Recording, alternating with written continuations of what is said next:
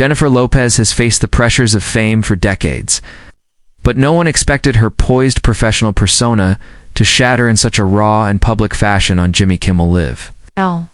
The night began as any other promo circuit appearance might. Ow. Walked out to cheers and applause, dressed impeccably and glowing with confidence. She was there to promote her new movie and upcoming music project. Jimmy welcomed her warmly, complimented her ageless look, and teased her about her multiple talents from acting to singing to producing. At first, she played along, delivering the usual charming answers. But soon, a shift in tone took place. Kimmel's jokes, which typically walk a tightrope between edgy and playful, began zeroing in on her personal life. References to Ben Affleck, their public displays of affection, and past relationship dramas started creeping in. Jennifer tried brushing them off, but the tension began building beneath her practiced smile. Then a remark that seemed to be the final straw.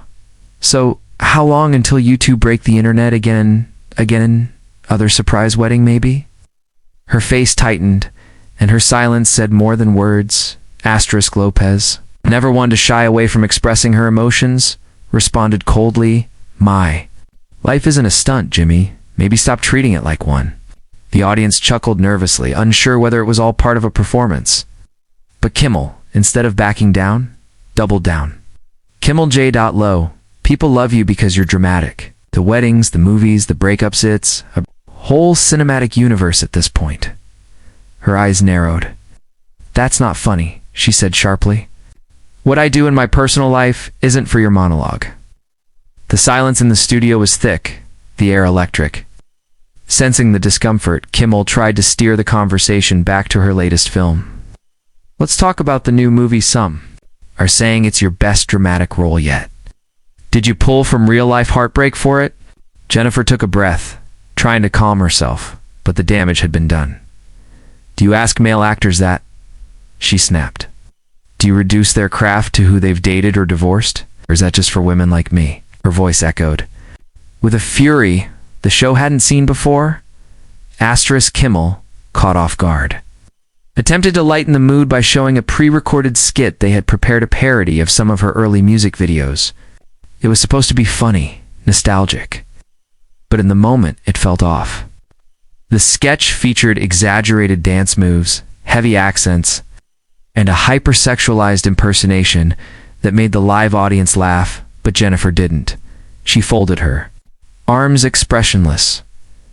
When it ended, Kimmel asked, "So, any chance you'll bring those moves back on tour?" Jennifer stared at him for a moment and replied, "Do you ever get tired of making women the joke?" The audience's laughter faded quickly. Kimmel looked around awkwardly. "Hey, we're just having fun here," he muttered. But it wasn't fun for Lopez. "Fun for who?" she asked. "For you, for them, at my expense." Her voice had begun to crack, not from weakness, but from restrained anger. She reached down, unclipped her microphone, and stood up without waiting for another word. In that moment, the room froze. Jennifer looked at the crowd, and then back at Kimmel. "I've spent my whole life fighting to be taken seriously. I won't let you or anyone else make me small again, even for laughs," she said. The crew, stunned, didn't know whether to cut to commercial or keep filming. Kimmel reached out instinctively. "Jen, don't do this." But she was already walking away. The cameras didn't follow her, but the sound of her heels against the stage echoed with finality. The show cut to a sudden break, with a pre-recorded musical performance filling the void. Online, the moment was already viral. Clips spread like wildfire, each frame dissected and debated. Tweets poured in, some defending her stance against disrespect, others accusing her of being overly sensitive. But one thing was certain: the night would be remembered as a defining moment in Jennifer Lopez's long and complicated relationship with the media. Backstage. Sources reported that Lopez was visibly emotional, telling her team they always do this, smile, and then make me the joke. She reportedly declined any request to return to the stage or offer a post-segment interview. Kimmel's team scrambled to issue a neutral public statement. "We love and respect Jennifer and regret if anything we said upset her. But the apology felt corporate and lacked any real ownership of what had gone down. Celebrities began weighing in within hours. Viola Davis tweeted, "A woman demanding respect on her own terms? That's not a meltdown. It's power." Meanwhile, critics on talk radio and gossip shows painted her as volatile, phrases like diva behavior being thrown around carelessly. The incident highlighted once again the double standard that continues to haunt women in the spotlight. Jennifer, however, refused to say more. She returned to Instagram with a quiet but powerful message, a photo of her walking away, captioned simply, "I know who I am." Asterisk, what followed in the next few days was a cultural firestorm. Think pieces flooded every major outlet. From the New York Times to BuzzFeed, everyone wanted to weigh in on whether Lopez had overreacted or whether Kimmel had crossed a line. Feminist voices praised her for standing up for herself, particularly in an industry that often mocks women. Who age, who succeed, who dare to be emotional. Others accused her of weaponizing her status to create unnecessary drama. But those who watched the full interview from beginning to end saw a woman cornered, talked down to, and ridiculed until she had nothing left to do but walk away. It wasn't about one joke or one clip. It was about years of microaggressions, constant objectification, and the expectation that she'd always laugh along. That night, she broke the script. Asterisk Kimmel, now under pressure, addressed the incident in his monologue 2 nights later. "You know, we had a rough one with Jennifer Lopez the other night," he began, more serious than usual.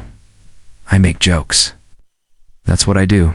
But sometimes the jokes land wrong.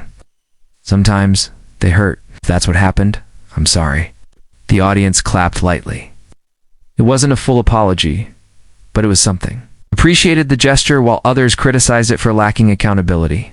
Behind the scenes, ABC producers reportedly reached out to Lopez's camp to smooth things over and invite her back in the future. Her team declined. She said what she needed to say, a rep told Variety. She's moving on. Like that, a decades-old pattern of grinning and bearing it had ended. Not with a speech, but with a silent walkout that made more noise than any headline. Asterisk, meanwhile, Lopez's fan base only grew stronger.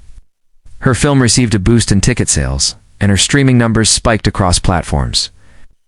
Young fans in particular embraced her stance, flooding TikTok with clips of the moment paired with hashtags like #WalkAwayWithGrace and #JLODeservesRespect. Lopez became more than a celebrity. She became a symbol for women fed up with being talked over, laughed at, and minimized in professional settings. She didn't cry, didn't scream, didn't throw anything. She simply walked away. And in doing so, she delivered a message louder than any monologue ever could. You don't get to belittle me and expect me to smile through it. Asterisk, in private circles, industry veterans began reflecting more seriously on how talk shows operate. For years, late-night hosts had poked fun at their guests under the guise of all in good fun. But now, there was a call for change. If interviews were to continue being part of promotional cycles, they had to evolve more conversation, less mockery. For Lopez, the incident became a turning point. She began granting interviews only to select platforms that allowed depth and control over narrative. She launched her own YouTube interview series shortly after, focusing on the behind-the-scenes lives of female creatives. "I'm not here to be laughed at," she said in her first episode. "I'm here to be heard," and people listened. In refusing to play along with outdated rules, she created new ones. Asterisk, Jennifer Lopez, walking off Jimmy Kimmel Live. Didn't signal a breakdown, it marked a breakthrough. It wasn't rage for rage's sake, but a culmination of decades of being expected to perform in more ways than one. Her departure from that stage wasn't an end, it was a declaration. She reminded the world that she wasn't just a pop icon, or a movie star or a fashion mogul. She was a woman with boundaries. And when those boundaries were crossed, she didn't scream or plead. She stood up, unhooked the mic, and walked out of the room like a queen exiting a court that no longer deserved her presence. And as she left, millions rose with her, not in anger, but in recognition. Because sometimes the most powerful thing a woman can do is walk away.